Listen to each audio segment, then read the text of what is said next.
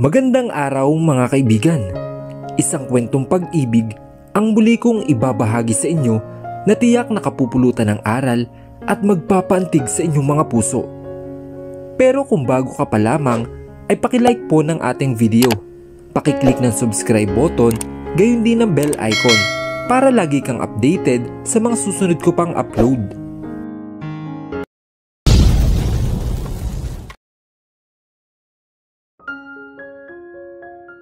Friend, iwan ko na sa yung baby ko ha? Wika niya sa kaibigan na makarating sila sa school na pinapasukan ni Kalia. Sige friend, ako na ang bahala. Hello baby. Niyuko nito si Kalia. Hello po, Teacher Ninang. Oh, bakit parang walang gana ang baby na yan? Tiningnan niya ang anak na kahapon pa matamlay.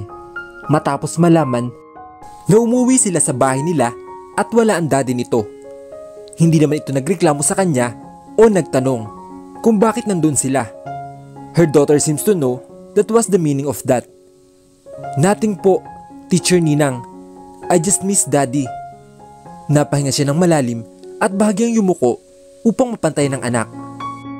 Gusto mo bang umuwi na tayo? For sure, miss ka na rin ng daddy mo.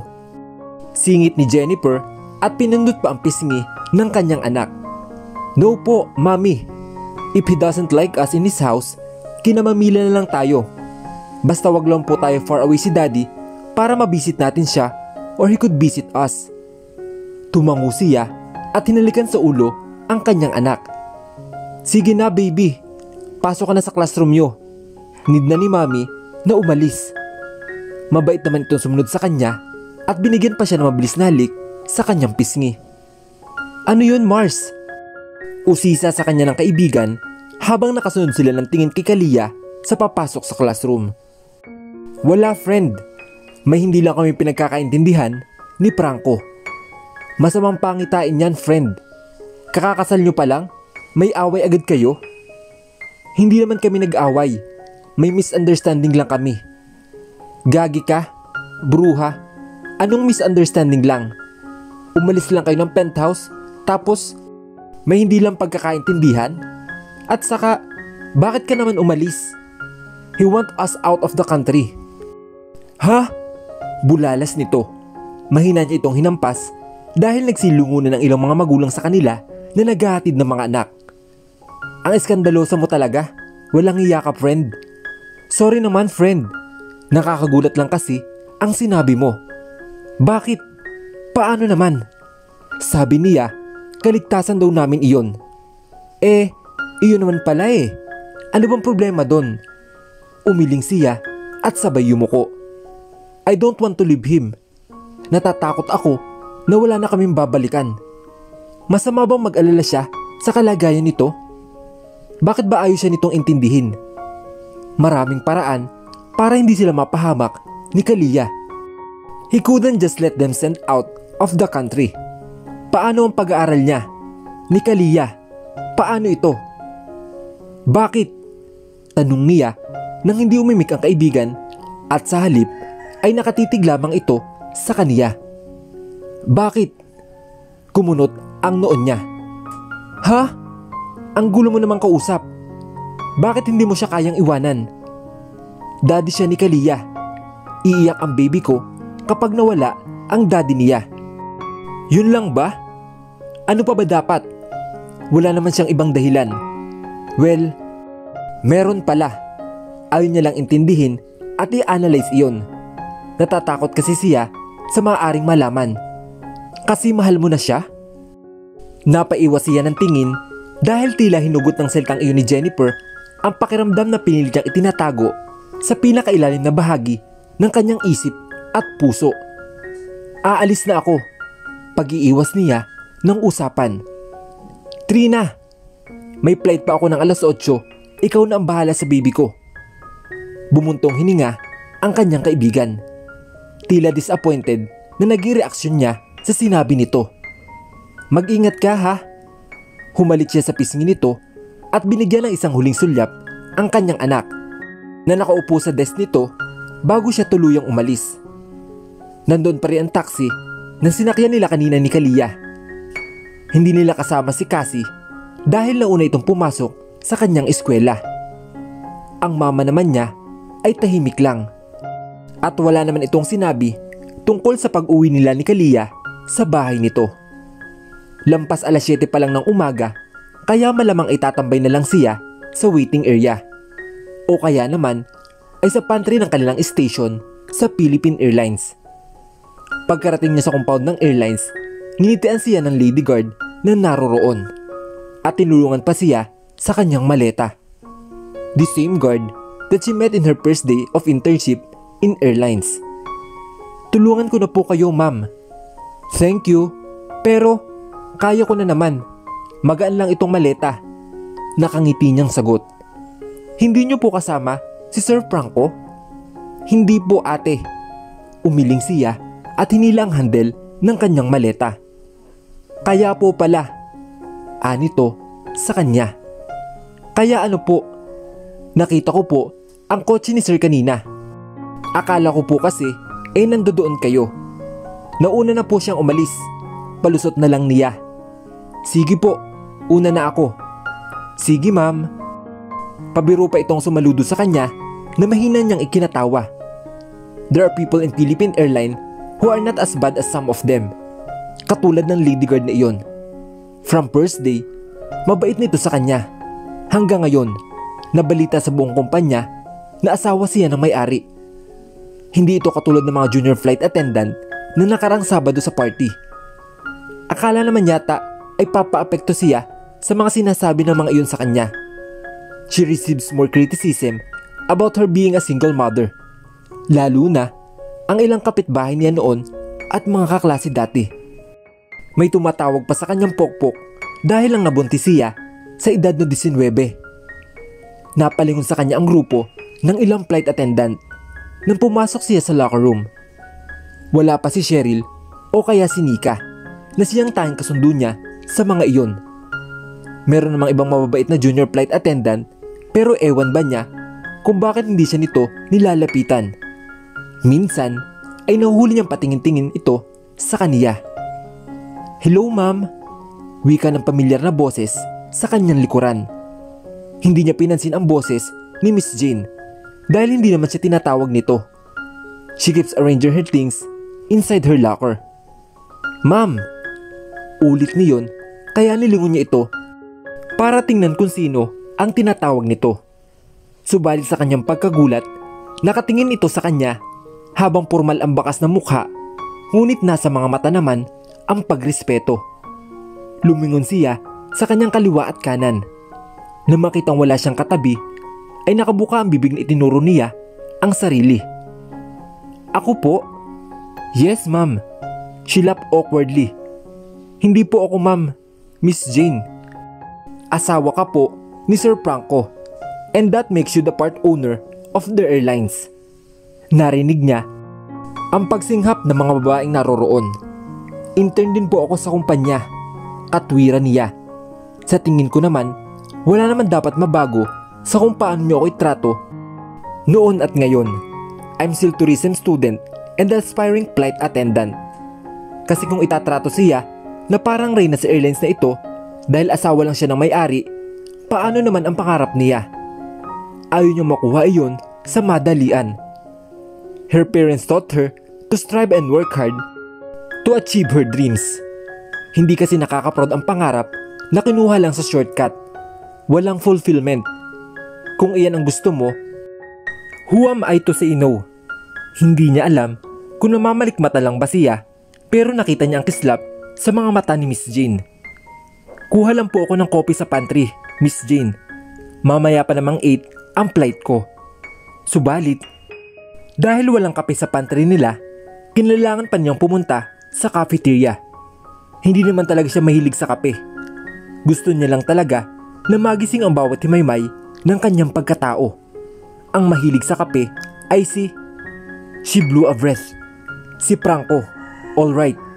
Si Franco ang mahilig sa kape. At hindi niya alam kung bakit naiinis siya na hindi man lang siya nito binisita ni Kalia.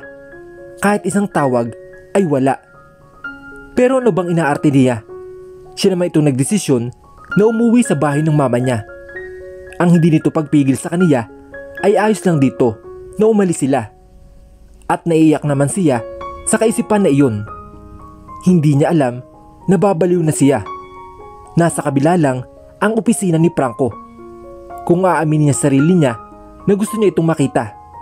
Sumakay lang siya sa elevator at tapos na ang problema niya. Sumimsims niya ng kape at tiningnan ang oras sa kanyang wristwatch. She left the cafeteria and was about to go back to the locker room when she saw a familiar figure.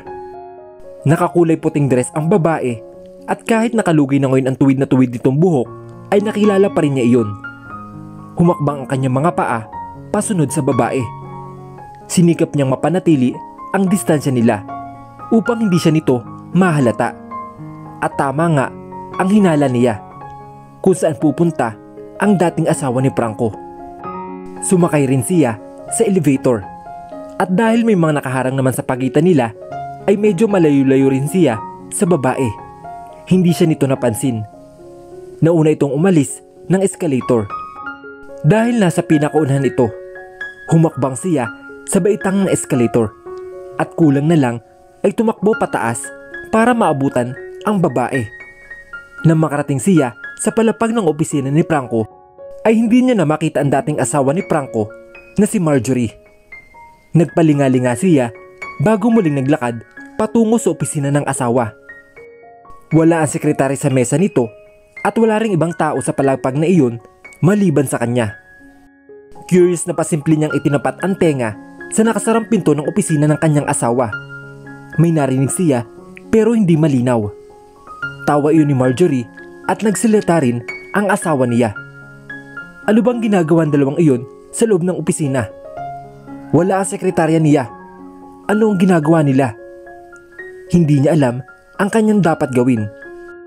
Kaya napagkasya niya lang ang sarili na mas idikit pa ang tenga sa nakasarang pinto. Tawa ulit ni Marjorie at saka tumili ito. Napapitlag siya at napapadyak ng mga paa.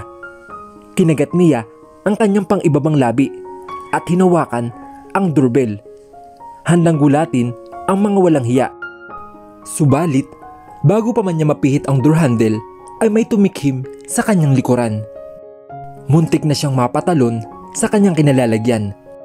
At mabilis na tumuwid ng tayo na makita niya ang sekretary ni Franco na formal na nakatingin sa kanya. May kailangan po kayo, ma'am? Wala. Ano lang. If may kailangan po kayo kay sir, you are very welcome to enter his office. Kahit hindi na po kayo kumatok. Tumango siya at inilagay sa likuran ang dalawa niyang kamay na nakakuyom. Sige, pero may bisita yata siya? Wala po siyang appointment ngayon. I let him know na nandito po kayo.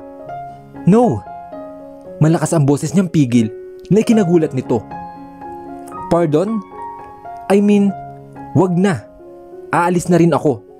Mahuli na ako sa flight ko. She bit her lip and took a glance on the closed door.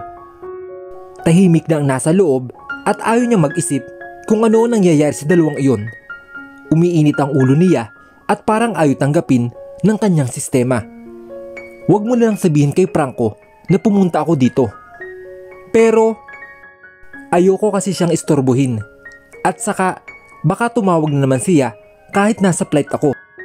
Dahilan niya kahit siya mismo ay hindi kumbensado na may pakialam ito na pumunta siya sa opisina nito. Huwag mo na lang sabihin sa kanya. Naguguluhan man ay tumango na lang ang sekretary ng kanyang asawa. Sige, alis na ako. Malumanay niyang wika at saka ito tinalikuran. She bit her lower lip even more and took a deep breath. Okay lang yan, Trina. Tumangu-tango siya at mahinang sinuntok-suntok ang kanyang dibdib.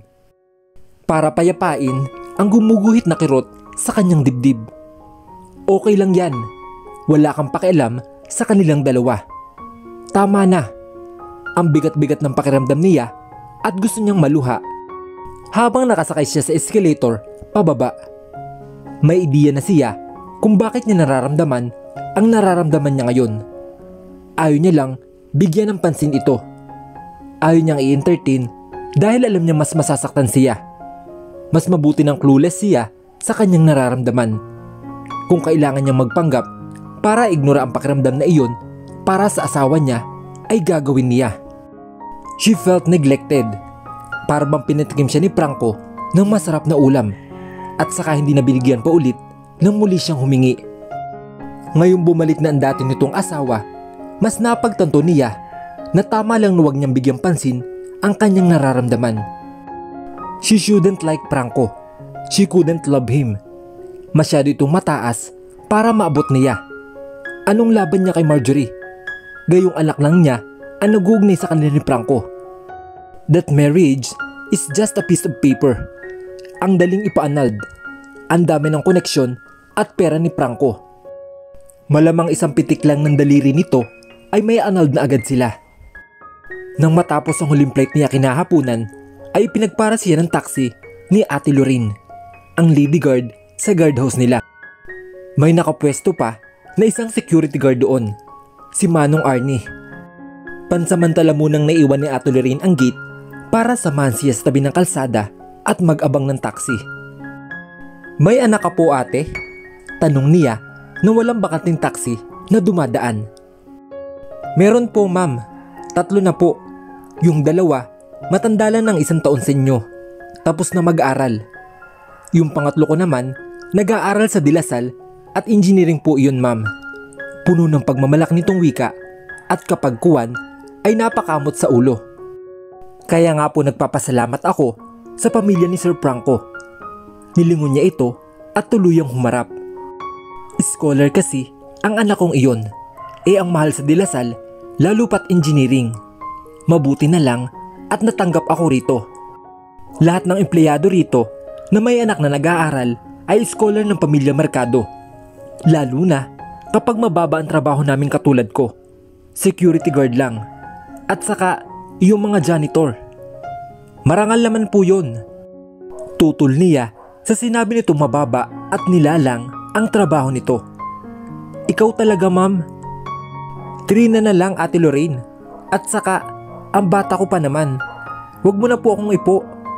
Marangal iyon. Basta ba, wala ka naman tinatapakan na tao. Marangal iyon. Ma'am Trina, ang swerte naman sa'yo ni Sir Franco.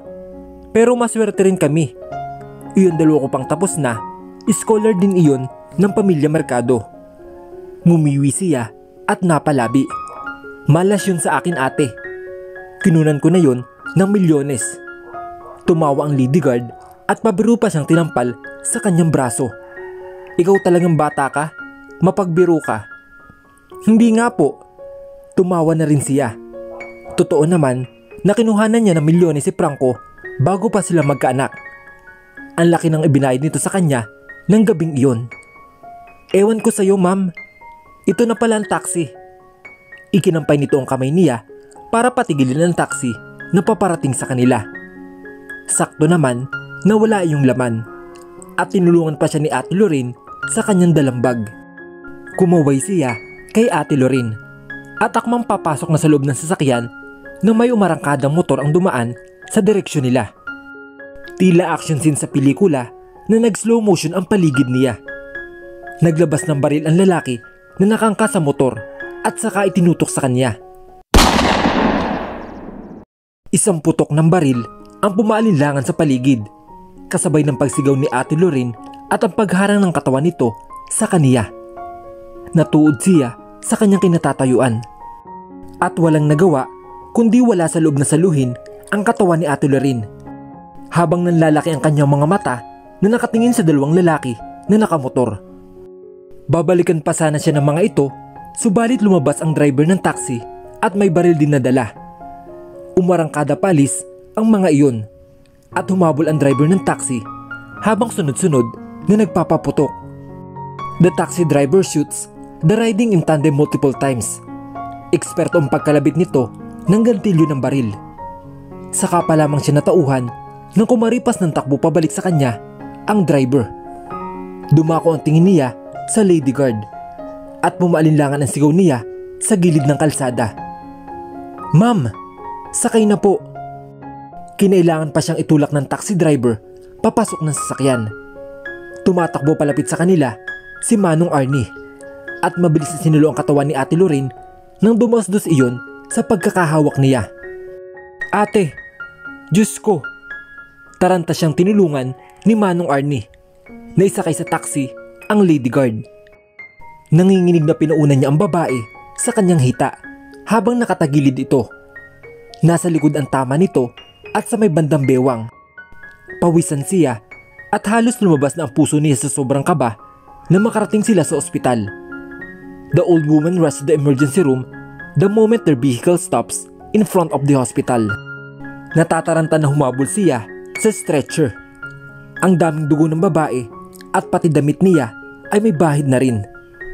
Dala ng adrenaline rush, sa kanya palang napagtanto na nasa loob siya ng ospital nang nasa harap na siya ng emergency room. Hinarangan na siya ng nurse para pigilang pumasok.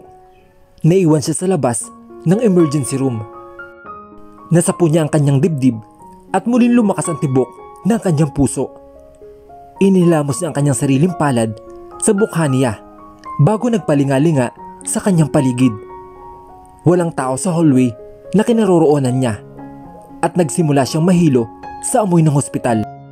Inilagay niya ang kanyang magkabilang kamay sa kanyang bewang at saka nagpalakad-lakad. She shakes her hand and bite her lips even more. Gusto niya sanang lumabas ng ospital, subalit hindi niya magawa dahil kay Ate Lorraine. Baka maitanong ang doktor o kaya ang nurse na nag-aasikaso rito. Umupo siya sa pinakamalapit na bench at balisang pinagkakagat ang kanyang mga kuko sa kanyang kamay. Maya-maya ay tumayo na naman siya at nagpalakad-lakad. Nahihilo talaga siya sa amoy ng ospital at malakas din ang kabog ng kanyang dibdib. Nasaan ang nanay ko? Malakas ang boses ng isang lalaki na halos kaedad niya lang. Tumatakbo ito patungo sa direksyon niya at pilit na binubuksan ang pinto ng emergency room. Sir, kumalma po kayo. Suway ng nurse na lumabas. Anong nangyari kay nanay? Tanong naman ng isang babae na kasama pala ng lalaking nauna. May kasama itong isa pa na babae na tila mas bata sa naunang dalawa. Nasa loob pa po siya ng emergency room. Inaalis na po ang balang bumuon sa katawan niya. Ano? Bakit may bala? Nabaril ba siya? Natataranta ang boses ng bunsong anak ni Ate Lorraine. Naka-uniform pa ang babaeng ito. Dinala po siya rito ni ma'am. Tinuro siya ng nurse kaya napatingin sa kanya ang tatlong anak nito. Sinugod siya ng pangalawang babae at saka hinawakan ang kanyang balikat. Anong nangyari kay nanay? Sabihin mo. Inalog nito ang kanyang balikat at galit na galit ito na tiningnan siya. I'm sorry. Bakit ka nagsusorry? Sagutin mo ako. Anong nangyari kay nanay? Napayuko siya at napatingin sa kanyang mga daliri. Sinulo niya, ang bala para sa akin. Ha? Ano?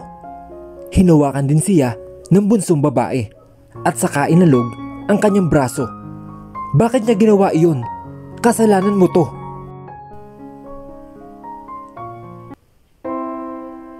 Ano kaya ang motibo ng pamamaril sa kanya ng riding in tandem? Paano niya harapin ang bawat araw ngayong nasa peligro na ang buhay nila? Ano ang naghihintay na kapalaran sa kanilang pamilya? Sabay-sabay po nating tunghayan sa susunod na kabanata ng ating kwento. Hanggang sa muli, mga kaibigan. Paalam!